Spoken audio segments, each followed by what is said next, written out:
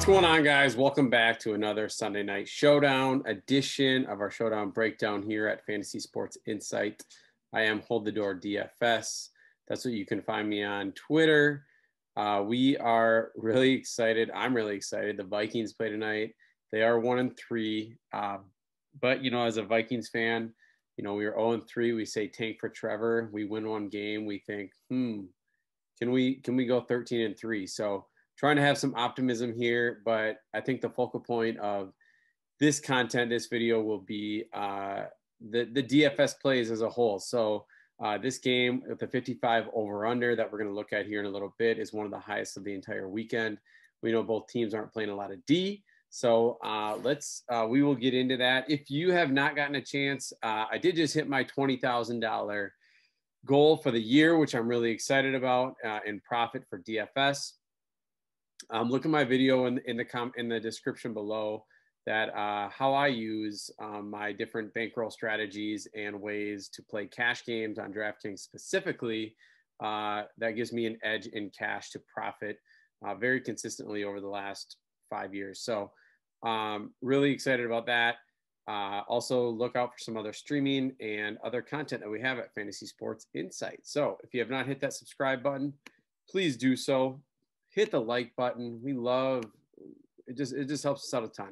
It's really hard to explain why you wouldn't be able to just click the like button, because it's just clicking a button, and even subscribing, you know, is costs you absolutely nothing. So if we look at the odds here, Seattle is a 7-point favorite, and that is to no surprise to me. But the 55 over under means I think there's going to be points scored on both sides of the ball. So let's get into this action. Russell Wilson, and I know in cash it's going to be incredibly hard to fade somebody like Russell Wilson. And I don't really suggest doing that, but it will definitely hamper your builds at 13,000. But I think similar to Mahomes and Lamar Jackson, you just the potential of a 30-point game is certainly there. So fading that completely is really difficult. So on the Seattle side of the ball, we have Russell Wilson, obviously. And then there's a really big price gap between DK Metcalf and Tyler Lockett. Lockett last week only had 2 catches, 39 yards, didn't score. You know, I think that was definitely an outlier. You know, the targets being down quite a bit was a little bit concerning, but their offense as a whole wasn't really as good. So I think that's going to be a really big decision point. I think both have a phenomenal matchup. The Vikings pass defense is awful. So DK Metcalf is on pace to have one of the best seasons, you know, as possible right now. I mean, he's just insane. And I think his average catch is 25 yards per catch. So they will take chances with Metcalf. He can catch the deep ball. I think in cash for the savings, I think Lockett makes a lot of sense, because I think the upside is there for both of them.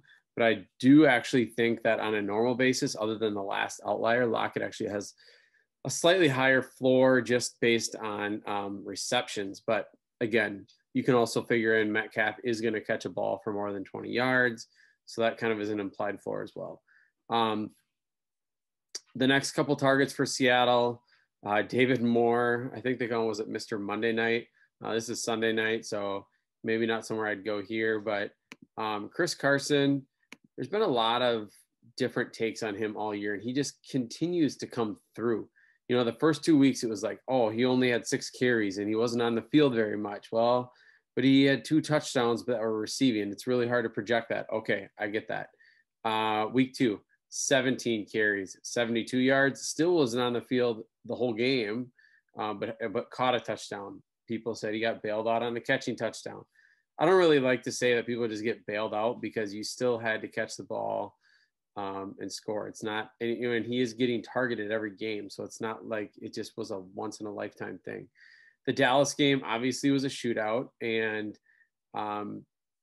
they didn't run the ball very much. He didn't run the ball. I guess he did run the ball a decent amount, but no touchdowns. So that took that away. But the fact that, you know, he still caught 3 balls, 10 points. Okay, so there's his floor probably. Last week against Miami, he gets the goal line touches. I think Hyde was out. Yeah, Hyde was out. So I guess that could play a little bit of a factor into this, but still caught 3 balls through the air. So 7,800. I think he's firmly in play. I think you're going to want at least 2 or 3, of the Seattle guys, but you also have to think about the Minnesota side. So we'll get into both, but regardless, I think Carson is definitely in play at 7,800. I just don't think that Lockett and Carson should both be that much cheaper than Metcalf. And then the next difference between Wilson is insane. Obviously, again, Wilson is going to be really tough to fade in cash, but I think you need to think about those decisions. Greg Olsen, starting tight end here for Seattle at 5,000, I think could get there. 5 catches in the last 2 games. He had a touchdown in that other game. I don't know. I think 5,000, if you're considering him versus the kickers, I think it's viable. The kickers are a lot cheaper here. Myers is 4,200. Bailey is 4,000. So I think if you need the discount, you go to the kickers. If you have the money, I think Olsen is fine. Both defenses, I prefer Seahawks over the Vikings just because we know Cousins can turn the ball over quite a bit. Madison is a viable value here. He's getting some carries, but he got a short yard touchdown at the end of in the Houston game, but I wouldn't count on the touchdown. So, but 2,800, he's not gonna give you 0. He's gonna get some touches. Carlos Hyde though here is listed as questionable, but I think maybe he might play. If he doesn't play, I like Carson a lot more, because we do see that short yardage touchdown is going to likely go to Chris Carson, excuse me. If Hyde is in, I think he's viable value play at 2,200. But I think that will be a situation to monitor. That also brings in Travis Homer. Homer had a really short receiving touchdown last week, which again, a little bit of an outlier, but if Hyde is out at 1,200, he's going to play a little bit, but not go over the top. Further down here, you got like Will Disley, and 600. He's been catching a ball or 2 a game.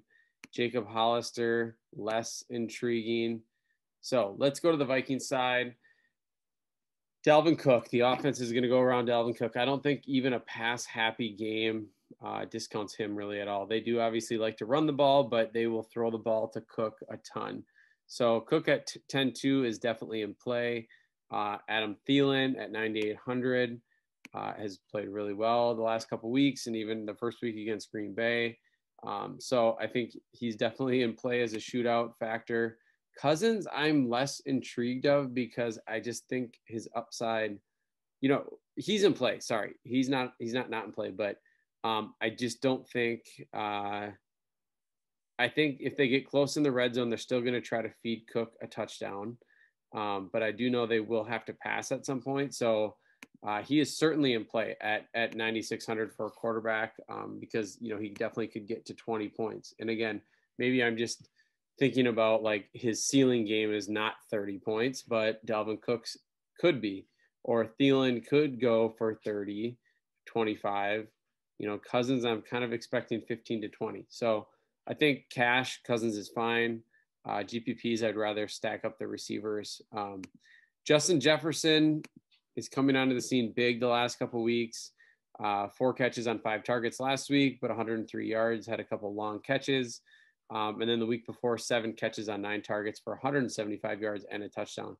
It's just pretty evident, even as a Vikings fan, watching them, that they are looking to get him the ball more often, and it's helping the offense. Like it's opening things up, which is exactly, what we want to see.